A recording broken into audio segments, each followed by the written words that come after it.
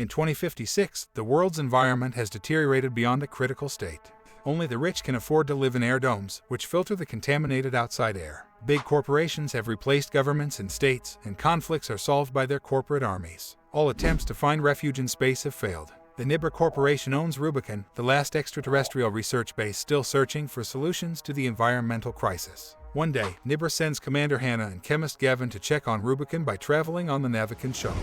However, reaching Rubikon gets complicated because for some reason it isn't at the coordinators that appear on the screen. Hannah has to pull a very dangerous maneuver to get the shuttle to lock with the station, where the crew thinks the mistake comes from the Navican systems. They also aren't very happy to notice Hannah is military, as proven by the chip on her neck. After requesting a report to know why the Navican lost course and seeing the algae farm, Hannah settles in her room and calls her sister Knopf, who is also in the military. Both of them grew up poor and became soldiers just for the pay. Sadly, the conversation is cut short when Knopf is called over to take care of an emergency. Later, the crew of the Rubikon has a toast to celebrate that most of them get to return to Earth now that Hannah and Gavin are here to replace them, and 3 more people should be flying in soon. The head of the research team, Dr. Dmitri, is friendly and invites them to play cards, but his son Danilo is hostile towards Gavin because he's from a rich family that lives safely in a dome. Hannah interrupts their argument before it can escalate, then goes to see the report the crew has brought her. It turns out the flight route for tomorrow has been changed because of a strange fog cluster in the northern hemisphere, right over the city where most Green Fighters activists are located. There have been hundreds of casualties already, and this upsets Gavin, who used to be part of that activist group as well. Hannah approves the new flight route before going after Gavin, who has fled to the communications room to try to access Earth's news reports to no avail. Reminding him she has direct contact with Nibra, Hannah points out she could make some calls, but Gavin turns her down because he doesn't trust intel that comes from the corporation. The next day, the entire crew leaves except for Dmitri, Gavin, and Hannah. Danilo takes some mother cultures with him as requested by Nibra, and Dmitri swears they'll last the entire flight, but his demeanor is kinda awkward. Afterward, Hannah calls her superiors to give them an update, pointing out the mother cultures they've sent have probably been manipulated. The Nibra bosses don't care anymore. They inform Hannah there's been a change of plans and she must get the Icarus plan ready in a few days. So Hannah will have to work faster on studying how Dmitri has managed to create an algae system that provides air and food. This is easier said than done, because whenever Hannah tries to take a closer look at the farm in secret, Dmitri is there to be sure she isn't touching anything she shouldn't. Sometime later, they receive a message from the crew, who are still in transit. They're running blind and unable to contact any base on Earth, so Hannah tries to call herself, but she doesn't get an answer either. Thinking it may be a problem with the optical unit not sending a signal, Hannah decides to spacewalk to check their system, but it's too late. The crew screams through the intercoms, saying they're burning down before the connection is lost.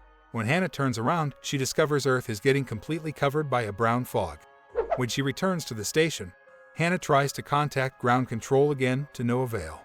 Dmitri grieves his son and Hannah goes to check her personal tablet to find a message from Nop, who explains Earth is in the middle of chaos and all units are being called back to evacuate people to bunkers. 2 days pass and Hannah is still unable to contact anyone. Gavin is trying to analyze the atmosphere and find an explanation for this fog. It could be the reason why they had trouble navigating when they arrived and why the crew's route had been changed, but it doesn't make sense for it to spread this fast around the planet. Dmitri won't leave his room, so Hannah tries to bring him food and ask about the algae, but Dmitri just angrily sends her away. Sometime later, Hannah decides to work on a new radio using old parts she finds around the station, but interrupts her tinkering when she notices Gavin acting strange. It turns out the computer has finished the analysis of Earth's atmosphere, and the results have scared him into wanting to end things for himself. Hannah rushes to help and Dmitri finally comes out because it's an emergency, so the two of them manage to give Gavin CPR to keep him alive. Afterward, an unconscious Gavin is taken to the infirmary so Dmitri can give him proper treatment, although he doesn't truly care if Gavin lives or not. Hannah calls him out for his attitude and reveals she knows the algae system is more advanced than what his reports say, which gets Dmitri to admit he's been hiding information because he thinks she's spying. When Hannah points out it's not spying if the project belongs to Nibra because they funded it, Dmitri gets angry and explains the project's his and Danilo's.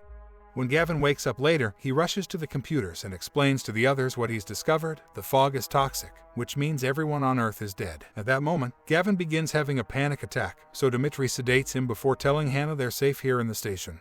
The algae project was successful, meaning they should have air and food to survive for a long time. Hannah decides to continue working on that radio, because surely there must be survivors in the domes. After another spacewalk to redirect the antenna, Hannah finally gives the radio a try, but once again they get no answer. When Gavin wakes up, he explains the fog probably comes from a chain reaction caused by the permafrost gases that environmentalists have been warning people about for years. There are some bunkers with oxygen tanks that may have survived, but those refugees will die as well once supplies run out. Gavin hates the idea of living forever in this metal can with only 2 other people, but fortunately, Dmitry stops him from doing something drastic again by pointing out that if he dies, so will Hannah and Dmitry. It turns out the system is designed for a crew of 6. The people produce CO2 and the system converts it back into oxygen. The bare minimum for efficient gas exchange is 3 people. Gavin accepts to stay alive, and later, he bonds with Hannah over how they feel they wasted their lives training for something that has failed, and the 2 of them end up spending the night together. Some weeks later, Hannah discovers a weird brown color on the algae farm. Dmitry tells her it's normal and not to worry, but after she leaves the room, he takes a sample to run some tests. The results clearly bother him, but instead of telling the others, he invites them to have a night of gambling and drinking. Gavin finally learns Hannah was spying for Nibra, and Dmitry explains why he had sent fake samples with Danilo. Months ago, Nibra changed their contract, saying the new algae system should be exclusive for dome dwellers. Dmitry didn't mind and was ready to take the money, but Danilo was furious and turned them down, already planning to release it in the public domain. Sometime later, Hannah is throwing up in secret and discovers the weird brown substance is spreading through the algae.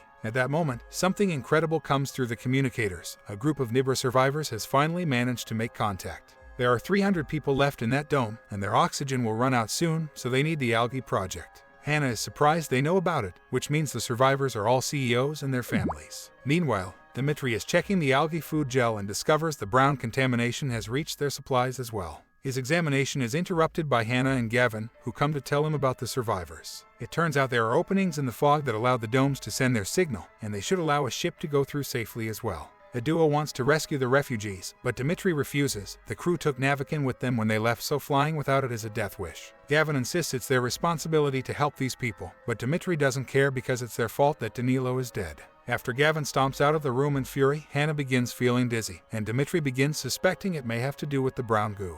He decides to take a blood sample from Hannah under the excuse of a routine checkup, and Hannah uses the moment to try to change his mind again. However, Dmitry just points out that these CEOs only care about themselves. Hannah and Gavin discuss the matter in private and decide they'll be leaving with or without Dmitry, so they'll take the samples by force if necessary. To stop them, Dmitry finally reveals how far the brown goo has spread and explains it's Hannah's fault. The algae feed from the crew's urine in the station's nutrient cycle. They also are sensitive to hormones. This can only mean one thing: Hannah is pregnant. Hannah refuses to believe it because soldiers are supposed to be infertile, but Dmitry explains the chip may be malfunctioning because she's lost contact with the ground base for a long time. The algae are going to be fine, but Hannah's baby won't be if she goes down there. This isn't enough to make her change her mind, but it does change Gavin's, and now he wants to stay as well. Hannah begins spending long hours on the simulator to practice landing the station safely through the small gap in the fog. Gavin tries to talk to her and hears her out when she says the station isn't a place to raise a baby, inspiring him to accept to go back to Earth with her. Dmitry can't survive alone in the station, so he has no choice but to go with them. The trio gets ready to leave, but the shuttle isn't working well. The cooling systems have shut down for some reason, and now the shuttle's gas tanks are overheating. It'll blow out any minute now, so Hannah disconnects it from the station and lets it float away until it explodes far from them. This means they're now stuck in the station forever. Gavin is angry with Hannah for not trying to think of something else first, thus he'll send a message to Earth with the news alone. The CEOs tell Gavin he should ask Hannah about Icarus, so she proceeds to explain it was her actual mission. Once she put her hands on the algae samples, she was supposed to bring down the entire lab, which can be ejected and flown down separately. However, it's not made for passengers and it can't be steered.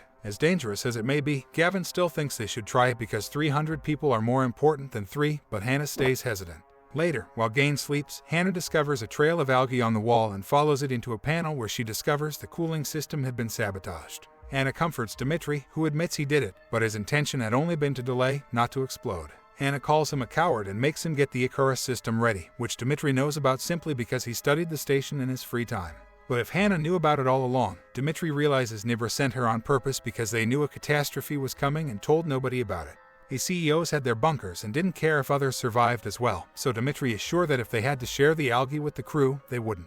Doubt grows in Hannah's mind. When they call ground base to tell them they'll be dropping down with the lab, Hannah asks to talk to one of the soldiers that worked on the evacuations. The representative explains the bunker has limited space for the CEOs and their families, so after the soldiers finished their duty, they were left outside. This means Knopf is dead, and a devastated Hannah leaves the room to have a breakdown in private. Gavin finds her later and tries to convince her to finish the mission, but Hannah has changed her mind and refuses to save the lives of people who see other humans as cannon fodder. The station is a better life for her baby than the slum, but Gavin will never understand that. It's easy for him to talk about changing the world when he had daddy's money to back up his projects. Afterward, Hannah works on removing the chip from her head before resting, but her nap is interrupted by some weird noises. It's Gavin, who has tied Dimitri up and is planning to drop the lab with or without Hannah. Seeing no other choice, Hannah joins them, but at the last second, she pushes Gavin away and tears off the Icarus system. She knows how to fix it, but she won't, so a furious Gavin leaves while Hannah frees Dimitri. Later, Hannah finds a message from Earth on the computer and deletes it without listening to it before turning off the communicators. Then she goes looking for Gavin, but unfortunately, there is bad news waiting. Gavin has sacrificed himself, and the only thing Hannah finds is his body. After Hannah and Gavin say their goodbyes, they release Gavin's body into space. Seeing as they need 3 people to produce oxygen, Hannah now wants to start fixing Icarus as soon as possible, suspecting Gavin sacrificed himself to oblige them to go back to Earth in order to survive.